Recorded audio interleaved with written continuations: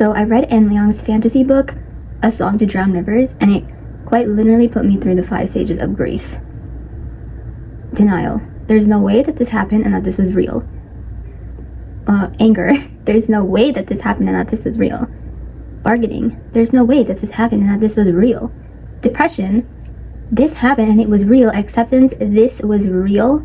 This is one of those things where it's layers. Like, you can go into this book reading it not knowing anything, and that's what I did, because I have the trust I have in Anne Leong is like, I'll read whatever she writes.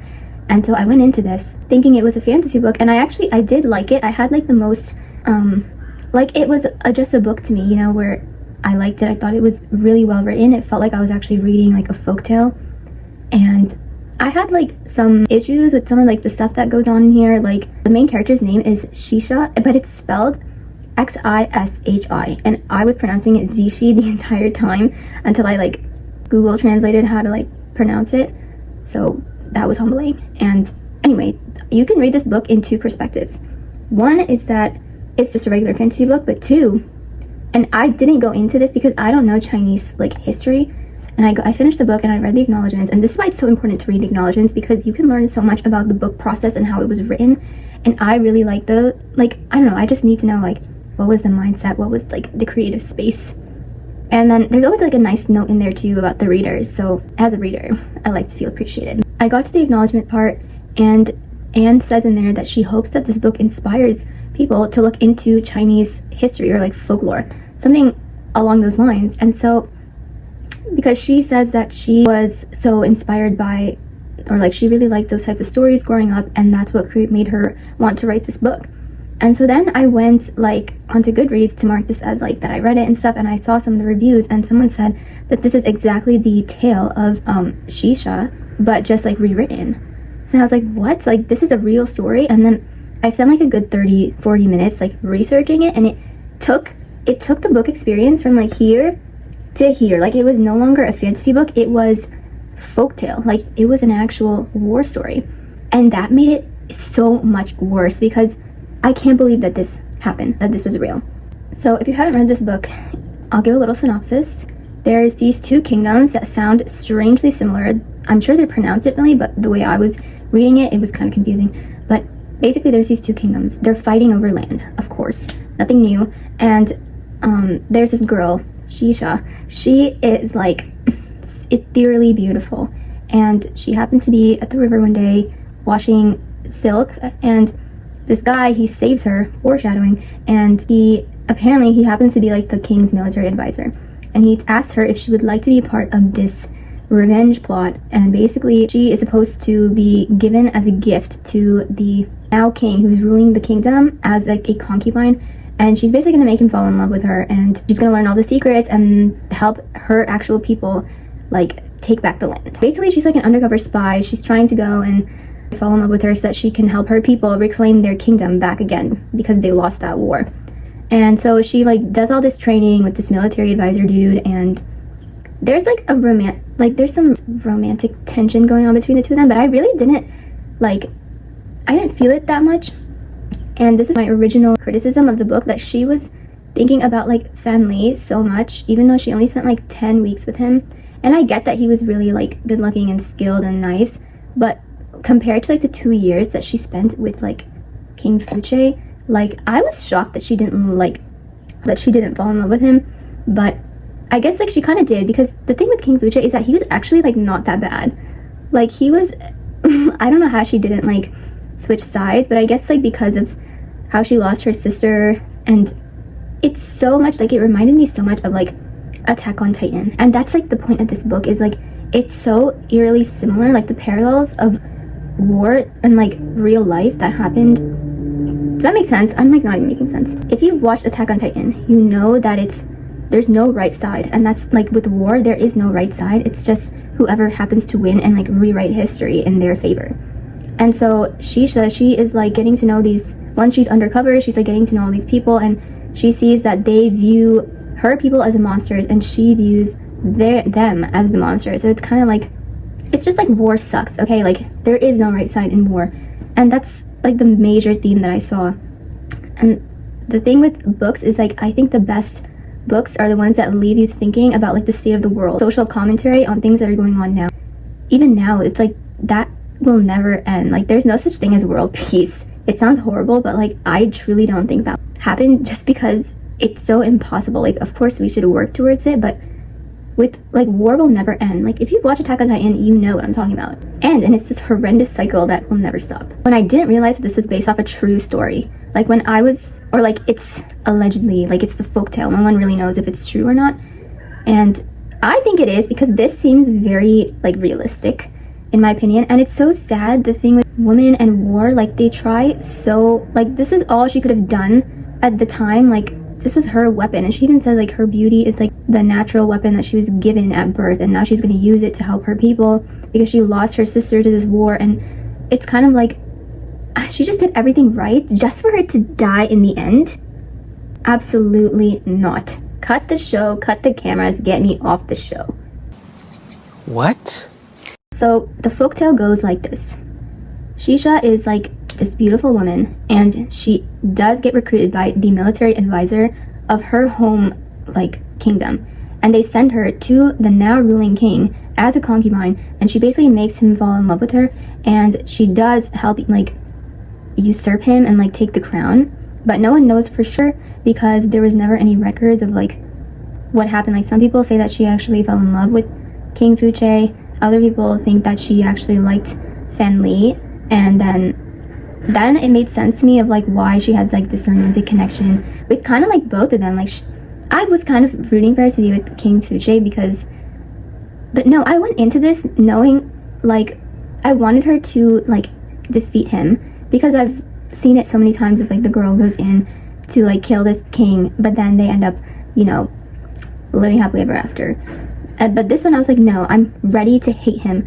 But it was hard because they made him so human, and I think that he genuinely like loved her, because she would even talk about as she towards the end, like she didn't want it to end, and how he was so nice to her, and he even told her like she was the only person she could trust. Like, so yeah, Zishi is from the Wu Kingdom. She gets sent to the Wu King, King Fuche, as a concubine, and this time she spent with him is like 2 years, which that's a lot. And that's why I was like, how did she not like him? Because King Fuche was actually so, like, he was really good to her, especially like there was no difference between him and Fan Li in terms of like how they treated her, you know. Like, yeah, they killed people, okay, I could not care less. He was the best guy around. What about the people he murdered? What murder? When I was reading this book without the knowledge that it's based off of an actual folktale, I was like kind of confused. But then when I read the actual folktale, and it was basically this exact thing, like this book is a good interpretation of it, like especially to somebody who's never heard of this. It really, I thought, captured how like the cognitive dissonance that was going on in Shisha, like her realizing like, oh, these people are just people too, and that both sides have killed, and it's not just like, war is not just like black and white, and it's so hard for like all parties involved. And the sad thing about this, what had me so like, it made me so sad, was like, I don't know, it made me feel hopeless, was that she does everything right. Like she literally gives up her life. She could have died, but still she goes to fight in the only way that she knows and is allowed to, as using her beauty and getting the so-called bad guy to like lower his defenses around her. She helps like, you know, like waste their military budget. She makes him like build this, I think, canal, so that there's like a way now for like foreign countries to invade, and she gets like some of his own military people to like owe her, so now she can use them in her favor, blah blah blah. Eventually like the kingdom falls, and then Fuche finds out that she was like using him all this time. And it was actually, that part was so sad, because he seemed like, and he was a lot younger than I thought he was going to be. Like they were kind of the same age, which made it even harder. Like if you want me to root against a guy, like he cannot be this. The second that the narrator is like, oh, he was younger than I thought, and oh, I wasn't expecting him to look this good, like, we're done, cut the show. It's gonna be hard for me to root against him unless he's horrible. Like he has to be like morally bad, not morally gray, like morally black. And he wasn't. Like he was actually like, you could tell that he was just like a prince who was, yeah, he was kind of spoiled, but he was not horrible, especially not to Shisha. Anyway, I'm getting sidetracked. Justice for Fuche, because that's horrible. Like, he literally let down all his defenses, literally tells her, like, you're the only person I can trust. Like, I thought he was gonna have, like, a crazy villain origin story from this, but it's even worse because they get caught, basically, and it's so sad because they're, like, fleeing from the UA kingdom, and then he's telling Shisha, like, oh, don't be scared, like, I'll protect you, like, no matter what happens, like, we'll be okay as long as, like, we're together. And then she's like, well, I spent these past 2 years, like, this was the whole point, to basically kill you. And then she does, like, he makes her kill him because he doesn't want to live, I guess. And honestly, I don't blame him because he didn't have anything, like, everything was turned against him. And basically, that's the whole story, yeah. But I spoiled it if you didn't read, but whatever. That's not even the worst part.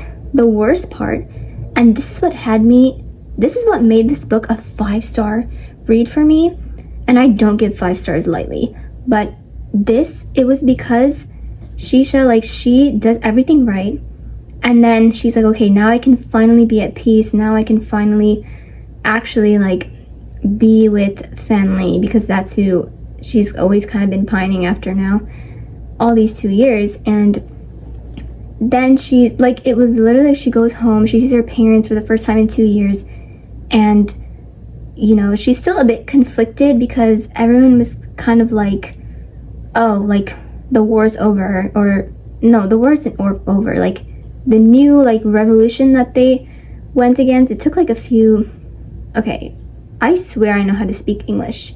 The revolution that the UA kingdom did against the Wu kingdom happened really quick thanks to Shisha, because she gave them all, like, the insider info that helped them, like, infiltrate, and they basically won. And she finally gets to go home. She sees her parents and, like, her best friend's parents, who, by the way, her best friend dies for this cause. She has, like, this best friend of hers who also went with her during these 2 years to, like, help get rid of the Wu kingdom, and she gets sent not as a concubine but as, like, a lady-in-waiting who is, like, disguised as a lady-in-waiting, but she's actually, like, militarily trained. She's basically to protect her in case anything goes wrong, and basically, like, she ends up getting killed, and that's something that happens throughout, like, she's 2 years of, like, being undercover. So then when she finally goes home, she sees her best friend's parents, and her mom, she's telling her, like, oh, you should be so proud, like, your daughter died for our country,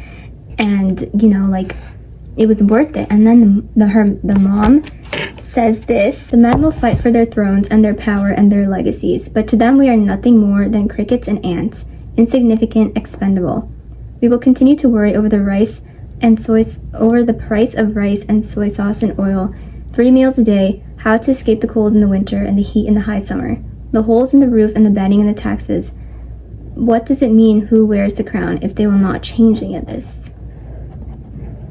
So long as we continue to put mortal men on thrones and hail them as gods, sacrifice our lives to them, their legacies, history will repeat itself. Just as the ocean's tides ebb and flow beneath the moon, empires will collapse and rise, wars will start and cease, and the rest of us will be left to struggle against the currents. Speak on it. This is, like, the mom of the best friend. She's like, my daughter she died for nothing. Like, she's not seeing it as, like, a victory, and Shisha is, like, shocked. And she's like, but didn't your family, like, her best friend's dad was killed by the UA people, or the Wu people. And the mom is like, he wasn't killed by the Wu people. He was killed by the war, the will of kings. And this is so real because all people who die for war, like, especially a war, like, you don't even care. It's just, like, you have to fight because your country is saying you have to. Like, you give up your life for the will of kings, and they don't even care. They could care less about what happens. It's not the kings who are actually fighting, especially, like, not in this day and age. They sit in their chairs, air conditioned, 5-star service, you know, push a few buttons, make a few calls, and then innocent people have to go and fight for their cause that they started. Like, this is why world peace is not attainable. And then the part that really gets me is that after all this, she gives up everything for this cause, and now it's finally over. She can finally be happy and live the rest of her life in peace, knowing that she did her part. She's like, everyone is telling her like, oh, you're the hero, you're gonna go down in history as like the person who saved our kingdom. And she goes down to the river to meet up with Fan Li, and then she is thrown into the river and killed. And it is by none other than the king who recruited her to fight in his cause. This part, like, it was so sad when she was like drowning, because yeah, they threw her in there and like tied her up with rocks and stuff. And it was so sad because it was so tragic, because she gave everything for them, just for them to kill her. And the king, like later on, like Fan Li is like, why did you kill her? Like, she saved us. And it's so real, because this king, he literally just sat on his throne, did nothing but weep and like brood and sit around and be like, I'm not gonna have fun until I get my kingdom back. But this girl was out here front lines in the war that you started. Like, it's not even like, I can't exactly remember how this war started, but it was like back and forth of both sides doing things to each other. And anyway, basically the wars were started by the kings, and the innocent people, the civilians, are fighting for your cause that you guys started without, like, they started it, and they don't even have to pay the price. And when they do help you, they're killed anyway, because I forgot how to say his name, King Gujian. He basically was like, yeah, she saved us, but who's to say that she can't bring down our kingdom the same way that she brought down this other kingdom that we made her, we trained her into being this way. So it's like, they killed her because they were afraid of the weapon that they made her into.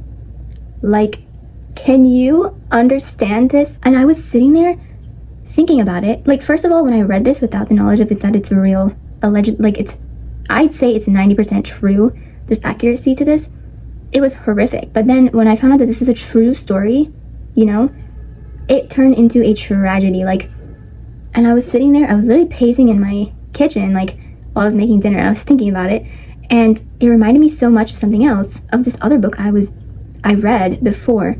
And then it hit me that this is exactly eerily similar to the story of Joan of Arc. She also was like a 17 or like 19-year-old girl. I think she fights for like the French king. I don't remember exactly who she was fighting for, but she was fighting for some king. Like, she literally is in the front lines of the army. She basically helps them win the war, and then she gets captured by some other country, and she gives back the kingdom to this one king. I feel like it's France and England. I don't remember exactly, but basically the king that she saved, she literally gave him back his throne and his kingdom. And then when she's captured, he doesn't like bat an eye. He didn't help her at all to save her. And then she's beheaded. So she literally died for them, and she fought for them. She gave up everything, and they didn't even, like, the king who literally got everything back, everything that made him, he got all that back because of her. And then he didn't care when she was killed. The exact same thing is happening here, that this guy in fact killed her. Like, it's the exact same story, and it's literally the history of man. Like, you have to read this book and then listen to History of Man by Macy Peters. It hits different. Like,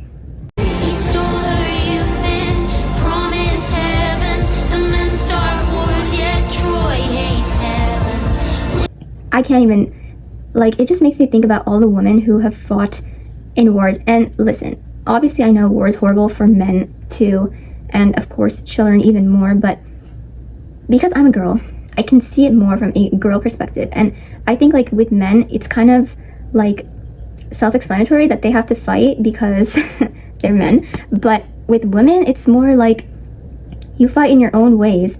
And especially back then, like, you couldn't like join the army. You fought like quieter, discreet battles. And these women, like, they actually are the reason that their kingdoms came out victorious in the end, and they were still killed. Like, I'm sure this has happened to like men too, but I'm talking from a girl perspective, and it's just horrific. It just makes me think about all those women who probably have done things like that, and they have just been forgotten because nobody even knew what their stories are.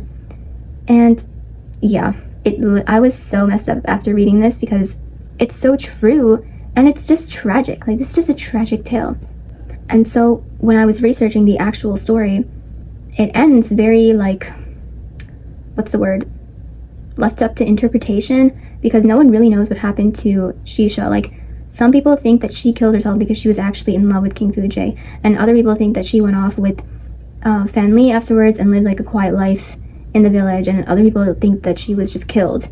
And that's why, like, the book actually ends, she is actually killed. So I don't know if that's just what Anne Leong thinks happened, or like that's like the major opinion of what happened to her. But Fan Li is like, after he buries her, he goes around and tells people, or he tells this one kid who's like, go and tell people that Shisha is happy, she's living a life in the village. And I remember reading that, I was like, why would you say that? But now that I know that that's the folk tale, like, people don't know what happened to her.